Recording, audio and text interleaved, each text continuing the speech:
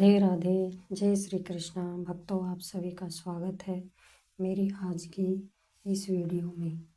आज की वीडियो में हम माघ मास के माध्यम का 10वें अध्याय का श्रवण करेंगे।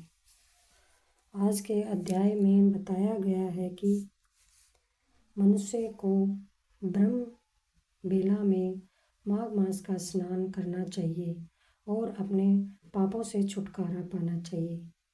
माघ मास में किया गया स्नान सभी पापों को नाश कर देता है और मनुष्य के जीवन में सुख समृद्धि लाता है। आज के अध्याय में बताया है कि भगवान विष्णु की पूजा अर्चना करने से मनुष्य को भगवत प्राप्ति होती है और उसके सभी पाप नष्ट हो जाते हैं। चलिए आज का अध्याय शुरू करते हैं।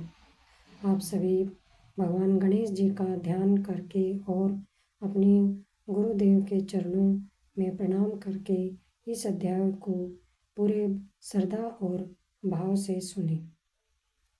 चलिए श्रवण करते हैं। यमदूत कहने लगे कि हे वैसे एक बार भी गंगा जी में स्नान करने से मनुष्य सब पापों से छूटकर अत्यंत ही शुद्ध हो जाता है। जो मनुष्य गंगा जी को दूसरे तीर्थों के समान समझता है वह अवश्य नरक में जाता है। भगवान के चरणों से उत्पन्न हुई गंगा जी के पवित्र जल को श्री शिव जी अपने मस्तक पे धारण करते हैं। वह ब्रह्मा जो कि संदेह रहित प्रकृति से अलग और निर्गुण है, ब्रह्मांड में उसकी समानता किससे हो सकती है। गंगा जी का नाम हजारों योजन दूर से ही लेने वाला नरक में नहीं जाता, इसलिए मनुष्य को अश्वमेध गंगा जी में स्नान करना चाहिए। हे वैसे जो ब्राह्मण दान लेने का अधिकारी होकर भी दान नहीं लेता वह आकाश के नक्षत्रों में चंद्रमा के समान है। जो कीचड़ से गौ को निकालता है, जो रोगी की रक्षा करता है या जो गौशाला में मरता है वह आकाश में तारा होता है। प्राणायाम करने वाले मनुष्य सदैव उत्तम गति को प्राप्त होते हैं।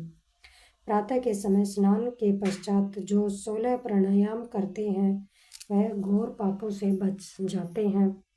जो प्राय स्त्री को माता के समान मानते हैं वह यम की यातना को नहीं भोगते।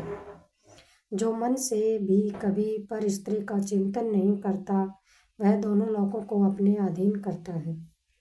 जो प्राय धन को मिट्टी के समान समझता है वह स्वर्ग में जाता है। जिसने क्रोध को जीत लिया मानो उसने स्वर्ग को भी जीत लिया।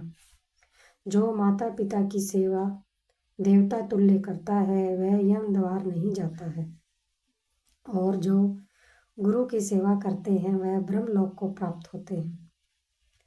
शील की रक्षा करने वाली स्त्री धन्य है, शील भंग करने वाली स्त्री यमलोक जाती है।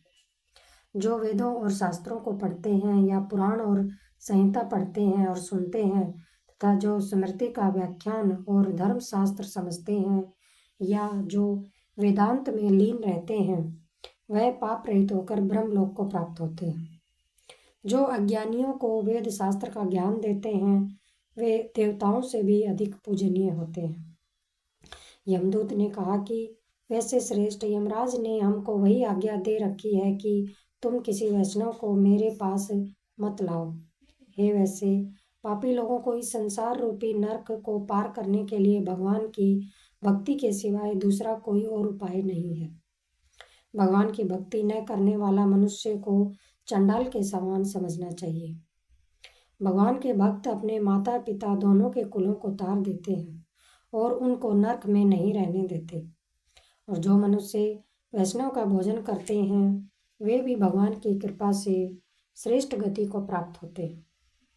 बुद्धिमान को सदैव वैष्णव का अन्न खाना चाहिए। इससे बुद्धि पवित्र होकर मनुष्य पाप नहीं करता है।